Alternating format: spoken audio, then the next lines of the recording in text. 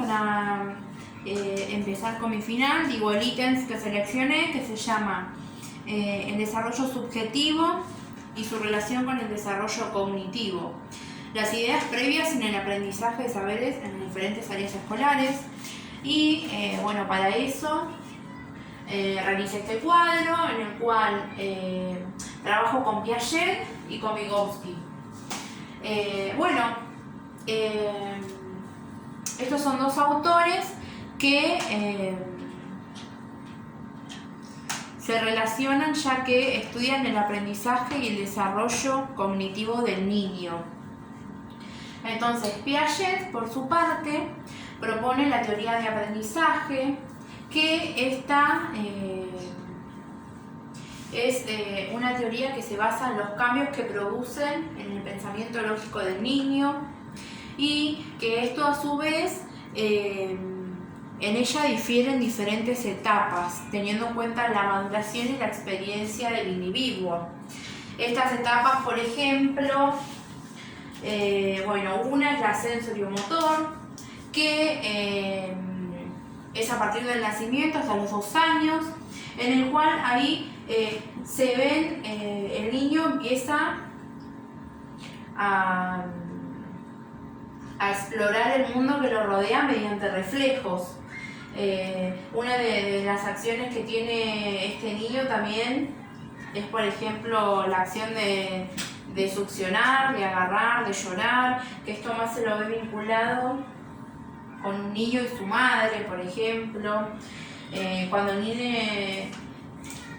empieza a llorar y quizás es porque, no sé, tiene el pañal sucio, o que se empieza a chupar el dedo, a succionar el dedo, y sea porque tiene hambre. Maneras en que ellos hacen para relacionarse con la otra persona o decir algo mediante esto. La preoperacional se da a partir de los 2 hasta los 6 años. En ella, el logro más importante es el lenguaje. Los niños empiezan a manejarse con imágenes y palabras. Por eso se dice que su logro más importante es el del lenguaje en esta etapa. La operacional concreta, los niños pasan a tener un desarrollo más complejo. El niño ya sabe, clasificar, numerar y ordenar dichas cosas. Tienen operaciones más complejas a realizar. Y en la operación formal se da en los chicos ya jóvenes de 13 a 20 años, donde acá los jóvenes ya adquieren el razonamiento, ya pueden resolver sus problemas. Y de acá, de las etapas, pasamos a Vygotsky. Que Vygotsky tanto no estudia el aprendizaje cognitivo del niño desde etapas, porque él dice que el aprendizaje se da, primero que nada, Vygotsky plantea la teoría del desarrollo sociocultural. Entonces, a partir de ahí, Vygotsky dice que el aprendizaje se da entre la interacción social y cultural que se tienen los individuos, y que el diálogo es la mejor herramienta para esta teoría.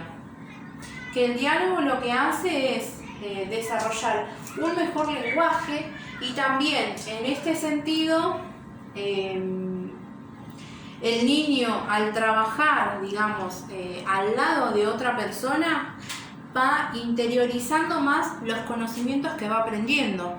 Porque ¿qué pasa? No todas, por ejemplo, lo que decía el texto era que no todas las culturas son iguales. Los chicos también van a aprender de diferentes maneras, en diferentes tiempos. No siempre tiene que ir detallado una etapa y otra etapa. Para él es algo más fluido, digamos. Entonces lo que él pretende es que mediante esta teoría el niño empiece a interiorizar lo que va aprendiendo. También habla de zona de desarrollo próximo y andamiaje.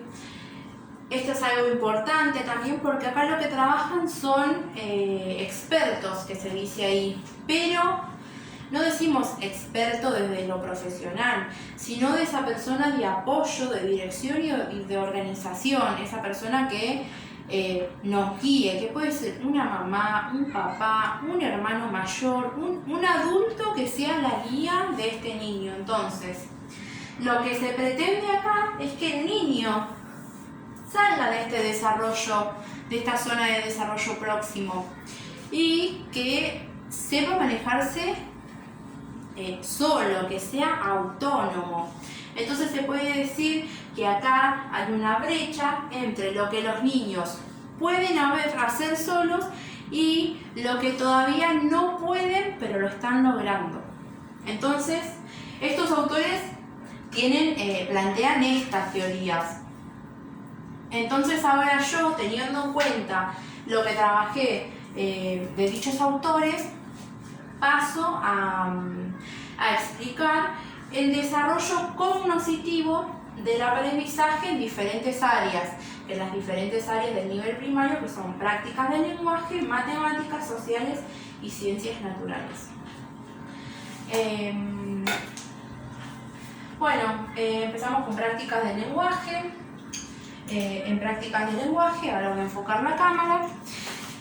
Se trabajan también con etapas, es más o menos como lo hace Piaget. Se trabajan con etapas y en ella, por ejemplo, está prácticas del lenguaje. Primera etapa, preoperatorio. En ella, el trazado no se diferencia del dibujo, como se puede ver acá, que trabajan con círculos, palitos, curvas, que no tienen un control de la cantidad. Entonces, pasamos a presilábico, donde los chicos ya tienen una noción de la diferencia entre dibujo y escritura. Los chicos empiezan a tener la noción de las vocales acá. También, así como dije, diferencian entre la escritura y el dibujo. Pasamos al silábico. Miren ya cómo, además de una vocal, ya agregan también una consonante. Acá empieza la hipótesis sonoro-escritura. Tienen ya los chicos incorporada la hipótesis de cantidad y de variedad. Utilizan vocales, consonantes. Y allí comienza la lectoescritura también. En el silábico alfabético, los niños empiezan a utilizar sílabas ya para escribir. Bisílabas o monosílabas pueden ser, pero ya tienen un desarrollo más amplio sobre la escritura en el silábico alfabético. Y en el alfabético, los niños ya interiorizan todas las etapas anteriores. Entonces los niños ya empiezan a escribir y ya manejan cantidades de sílabas. Mirá cómo un niño de 11 años ya desarrolló un cuento. Entonces ahí ya uno se da cuenta del trabajo que se lleva a cabo en las etapas de prácticas del lenguaje. Vamos a continuar con matemática, pero acomodo ahora el celular.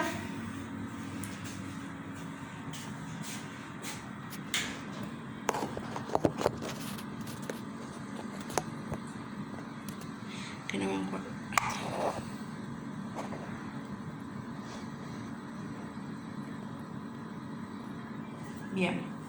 Bien. En matemática también ocurren etapas.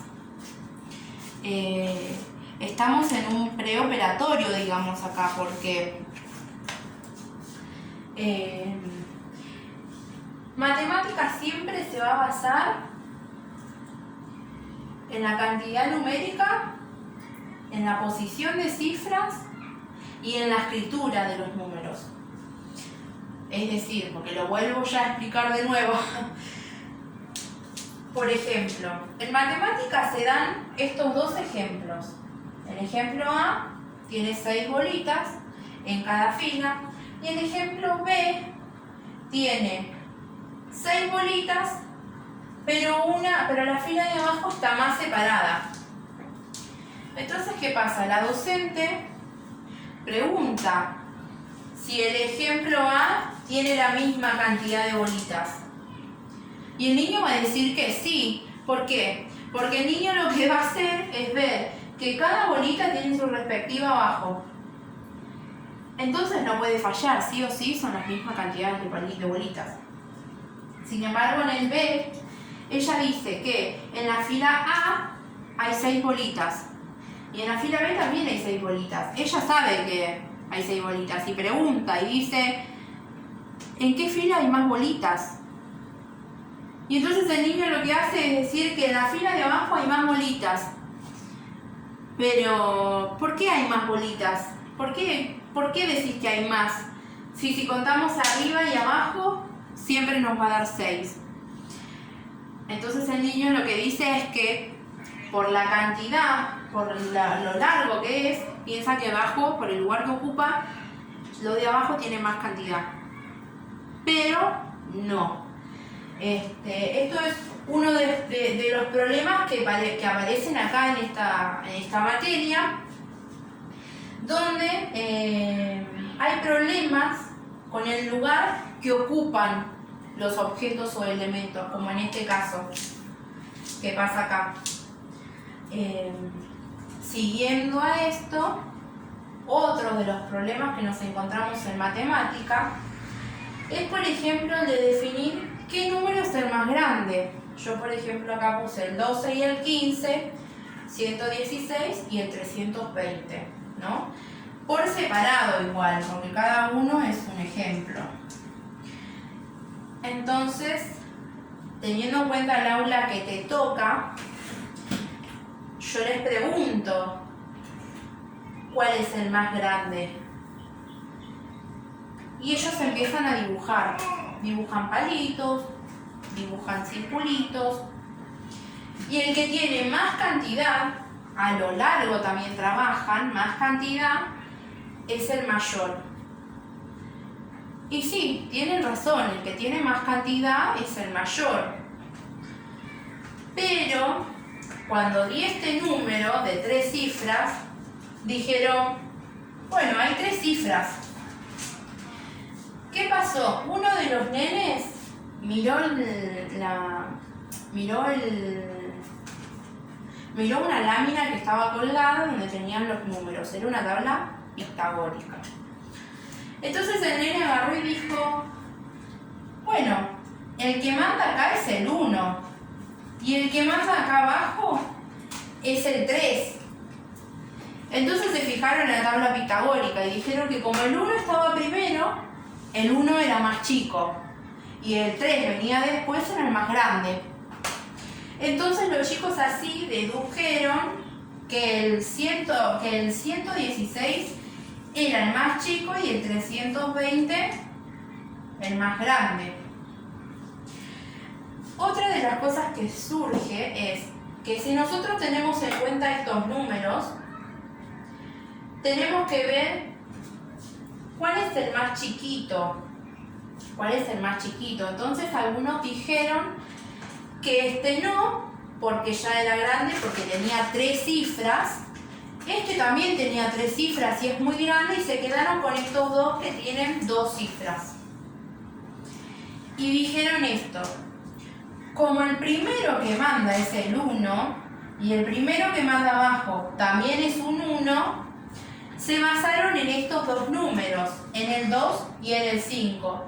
Y entonces contaron los chicos. Algunos dijeron, bueno, acá tengo 2. Y otro dijo, y acá tengo 5. Y entonces, ¿en dónde hay más? Decían. ¿En dónde hay menos? Entonces todos quedaron con el 2. Entonces todos decían que el 12 es el número más chiquito de estos 4. Mirá la deducción que hacen y la estrategia para poder llegar a su resultado. Otro de los ejemplos que tenemos acá es, por ejemplo, el de que los chicos saben el tarareo, el conteo de los números, pero no sabemos si lo saben representar. Ellos del 1 al 10 lo conocen, porque sabemos que lo conocen, pero sucede algo, por ejemplo, que si yo les digo a los chicos que me dibujen, que me escriban el 16, los chicos hacen esto. Yo les dije, bueno, escriban el número 16. Tanto lo nombran, escriban el número 16. Y los chicos, algunos, dicen 10 y 6. Entonces ahí nos damos cuenta de otra problemática que hay, que es cómo hacer que el niño adquiera el conocimiento de que 16 es esto y no esto, que esto ya es un 106. Entonces acá, a partir desde el principio que arrancamos hasta acá, vemos las diferentes etapas donde los chicos trabajan y donde los chicos van adquiriendo conocimiento. Bueno, teniendo en cuenta todos los años. Entonces, esto sería un poquito lo que se trabaja en matemática. Bueno, se me cortó el video. Había dicho que en las áreas teníamos distintas ciencias, que eran las ciencias sociales y las ciencias naturales. Como vemos acá en el cuadro, sociales está dividida en periodos. Está el periodo de media infancia, que se da de los 2 a los 6 años, en el cual se habla de un periodo preoperatorio, donde básicamente se basa en su egocentrismo, dicen. Entonces, su cuerpo acá le sirve de referencia y no pueden ver más allá de lo que ven. En esta etapa, el niño vive desde su propia mirada, desde su experiencia y su perspectiva. Y sus reflexiones no lo llevan a ver más allá. Después, la otra etapa es a partir de los 7 años y es la de espacio. La de espacio, que se basa en el periodo operativo concreto. Entonces acá el niño dice lo contrario, o sea, cambia ya. ¿Por qué? Porque si acá él no veía más allá de sus ideas, acá tiene otra visión, empieza a tomar la mirada del otro también. Por eso se habla de geocentrismo. Y por último, la operatoria formal, que también es un periodo que se da en la adolescencia en sociales. Bueno, en este caso habíamos realizado un ateneo que era de 2 versiones distintas de un mismo cuento que era el tradicional de Cenicienta y el de Cenicienta la Mugrienta. Entonces acá lo que trataron de hacer era ver cómo tomaban los chicos las diferentes cuentos. Entonces veíamos que los más chicos no tomaban otra idea. Se quedaron, por ejemplo, con que Cenicienta era mugrienta porque no se bañaba. Y cuando le leímos el otro cuento, seguían pensando lo mismo. Se quedaron solamente con esa experiencia de ese cuento que le leyeron. Sin embargo, chicos más grandes tomaron las 2 ideas como buenas. Tomaron los 2 cuentos. No hubo... nadie se opuso, digamos, a esos 2 cuentos. Los tomaron bien. Sin embargo, veíamos que los más chicos se quedaban con que Cenicienta, por más que cambiaba de cuento, seguía siendo Cenicienta la Mugrienta, porque les quedó solamente esa experiencia de ese cuento. Entonces, terminando acá con ciencias sociales, que en fin es un poco más corto, pasamos a las ciencias naturales, que en las ciencias naturales también una de las cosas que se trabaja mucho acá son las observaciones. El concepto de observación en experiencias que tienen los alumnos en la escuela. También acá, bueno, podemos ver que yo puse no conservador, conservador, la identidad, reversibilidad, compensación y estructura operatoria. ¿Por qué? Porque nosotros realizando un experimento con plastilina, realizamos 2 esferas. En esas esferas, las 2 eran iguales, tenían el mismo peso, el mismo volumen, todo. Entonces se tomaron ejemplos de cómo